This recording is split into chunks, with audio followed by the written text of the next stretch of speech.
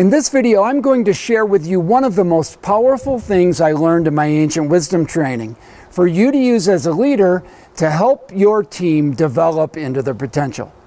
Now, it was taught to me as the triangle of disempowerment, but I really consider it to be the Bermuda Triangle of employee development, meaning that some leaders' employees get lost in it forever and never come out.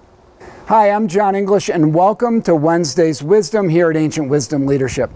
This triangle of roles that people play contains so many dysfunctional patterns of human behavior that we won't be able to discuss them all in this short video. So my goal is to increase your awareness about them and provide you with a good start to eliminate them from your workplace.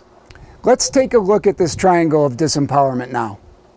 At the top, you have the victim, and on the other corners, you have the perpetrator and the rescuer. A good way to think of this triangle is that it can be a highly unproductive loop of behavior that a person uses to navigate life and work. Now, to begin with, it's important to note two things. First, that as a leader, you need to stay out of judgment about the people engaged in this dynamic.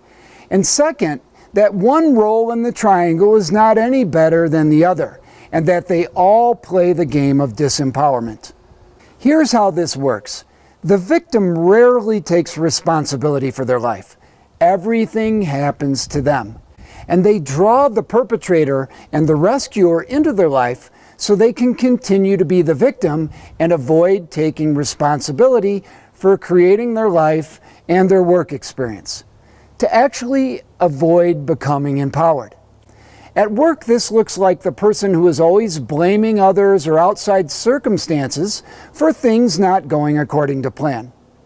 The perpetrator is the person who participates in this dynamic by wronging the victim in some way.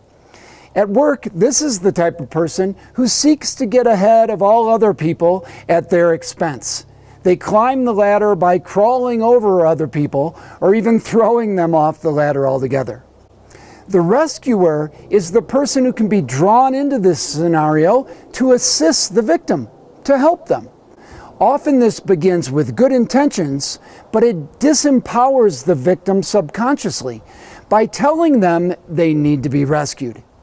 Now, it's easy for the rescuer to get seduced into elevating themselves at the expense of the victim. At work, this is where the rescuer steps in to help the victim, to help them get something done that the victim needed help with. Where this dynamic goes terribly wrong is the victim begins to use the rescuer instead of standing on their own 2 feet, and the rescuer ends up feeding their own ego.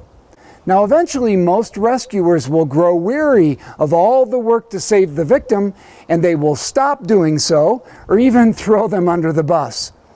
The victim responds, "Hey, no problem," by turning them into the next perpetrator. As a leader, you can immensely increase productivity, morale, and employee development by identifying the people on your team and in your organization that are trapped in this triangle of disempowerment, and then develop a plan to remove them from it. By doing so, you'll be leading them into being empowered, and empowered employees are better in every way. Now, in some cases, a whole department could be in victim mode by seeing themselves as victims of another department. Worst case scenarios are where the workforce sees themselves as victims of leadership. In that case, I highly recommend you call in a professional.